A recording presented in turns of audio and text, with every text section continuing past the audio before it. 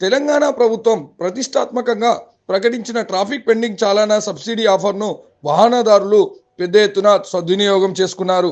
వాహనదారుల నుండి మంచి స్పందన వచ్చిందని ట్రాఫిక్ అడిషనల్ కమిషనర్ విశ్వప్రసాద్ తెలిపారు. ఇప్పటి వరకు దాదాపు 100 కోట్లకు మీద వసూలు అయిందని ఆయన వివరించారు.